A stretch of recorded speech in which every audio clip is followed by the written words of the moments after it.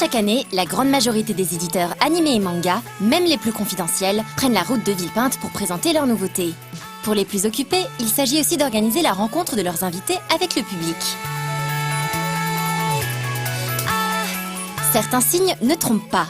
Un Naruto géant qui trône fièrement, un village manga proche de l'entrée du Hall 5, des sacs géants du One Piece, entre autres, à foison. Japan Expo, c'est bel et bien reparti. Sur le stand Akata, éditeur qui a repris son indépendance il y a plus d'1 an désormais, l'équipe a trouvé son rythme de croisière.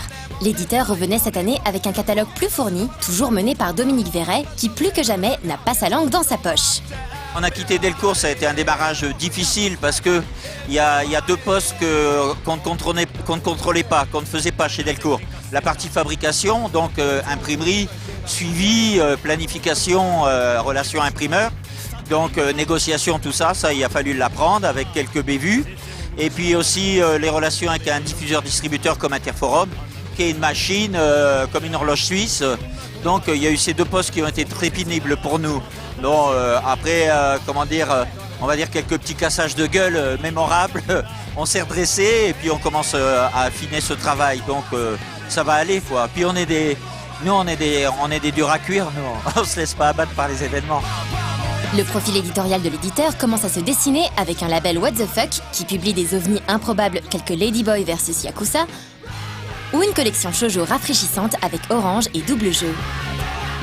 On peut analyser tous nos titres, c'est que des titres qui ont une certaine dimension, quoi. Ouais, qui ont de la personnalité. De la personnalité sans aucun doute, comme en témoigne la série Prisonnier Riku, une série musclée. C'est-à-dire, nous, ce qui nous intéresse, c'est de faire revenir tout ce qui est Neketsu, Shonen Akoi, quoi. Il faut remettre les pieds sur terre et la réalité va revenir au galop. Donc c'est plutôt des titres de Akita Shoten qui vont monter maintenant, quoi. Des trucs de mecs. Un éditeur prêt à se faire respecter à grands coups de tatane là où il faut, au besoin, et qui commençait visiblement à trouver son public sur le salon, loin des gros titres, un peu plus polissés et grand public. Non loin de là se trouvait le stand Imasho, éditeur spécialisé dans les mangas décalés, comme le très New Wave Mind Game, manga qui a inspiré le film déjanté de Yuasa Masaaki. L'éditeur présentait aussi ses différents magazines, publiés avec sa casquette grand public de B2M. Imasho reste un éditeur confidentiel qui revenait cette année après 1 an d'absence. On n'avait pas pu le faire pour des questions purement d'organisation, on voulait venir mais c'était pas le bon timing. Du coup cette année on revient un petit peu plus en force. Ouais. L'éditeur mettait surtout en avant le volume 2 de La fille de la plage, récit tout en sensibilité de la sexualité adolescente, dessiné par Inio Asano, qui s'était déjà fait remarquer avec Bonne nuit Poun Poun. On va commencer à rattraper le retard sur le planning parce qu'on est plutôt connu pour pas vraiment être à l'heure. Mais je pense que d'ici fin d'année, il y aura pas mal de petites surprises qui seront annoncées, quoi. Pour les petits éditeurs aussi, Japan Expo est une occasion importante pour croiser son public, voire même parfois inviter un auteur. De son côté, Isan Manga tenait bon sa ligne éditoriale en proposant toujours un catalogue assez restreint, mais dans une démarche de qualité toujours sans concession.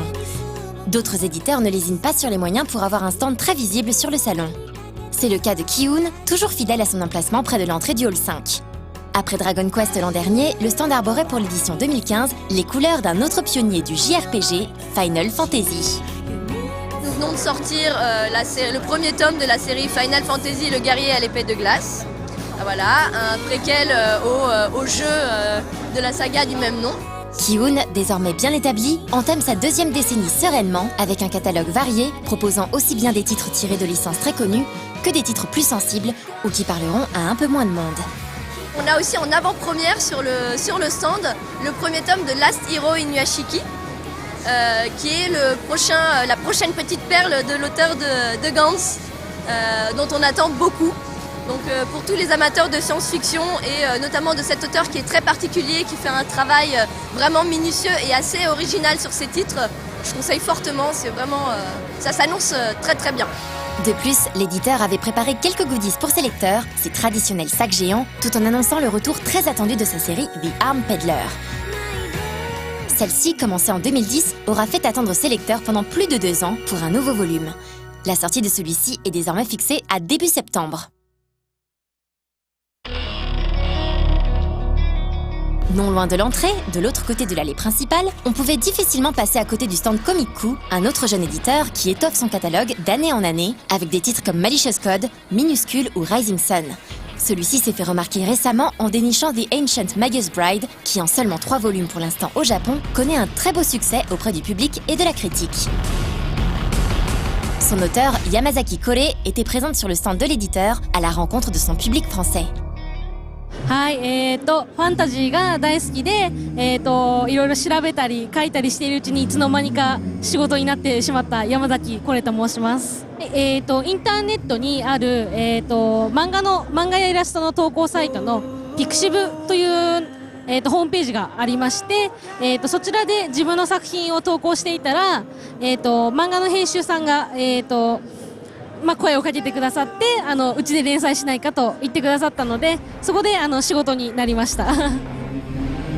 The Ancient Magus Bride, ou Mahotsukai no Yome en japonais, raconte la rencontre entre Elias, un vieux sorcier à l'allure inquiétante, et Chise, une jeune fille qui semble détenir des pouvoirs mystérieux. Tout commence quand le sorcier achète aux enchères la jeune fille et déclare vouloir faire d'elle sa femme. Un début peu rassurant, mais l'univers magique qui se dévoile bientôt est captivant. チセとエリアスは、頭の中に急に降ってきたキャラクターなので、どこから、生まれたのか自分でもよく分かっていないんですけれども、多分、今まで自分が読んできたお話や本や、図鑑とかそして自分の周りの、ありとあらゆるもの自然のものだとか景色だとかそういうものが全部元になっていると思います。Largement inspirée du folklore irlandais, mais aussi de divers horizons, la jeune mangaka rêve qu'un monde magique existe, imbriqué dans le nôtre, caché aux yeux de tous. À n'en pas douter, ses influences qui viennent de la fantasy sont très claires. 昔からちっちゃい頃から興味は持っていたんですけども、一番大きなきっかけは、有名なイギリスのハリー・ポッターだとか、あとダレン・シャンだとか、あとレイチェルシリーズという児童書、海外の児童書がたくさん日本でも出版された時期があったので、そこからどんどん読むようになっていろんなものを調べるようになりました。 The Ancient Magus Bride se déroule principalement dans un cadre britannique, béni de l'atmosphère de ses différentes créatures mystiques, même si la mangaka n'a pas encore eu l'occasion de se rendre en Angleterre. やっぱり有名なところというか魔法使いの嫁でもそこを基準に書いてるんですよ。コッツウォルズや、湖水地方や、イギリスの上の方とかもう全部回りたいです。Pour cette fois, elle était simplement venue rendre visite à ses lecteurs français dans le royaume enchanté de Japan Expo. すごく皆さんリアクションがとてもいいのでサインとかをしていたり話をしていたりすごく楽しいし話しかけてくれるととても嬉しいです。 Japan Expo ne fait que commencer et il reste encore bien des stands, des nouveautés et des invités à découvrir. La prochaine fois, on découvrira entre autres un auteur solide comme le rock, Boichi.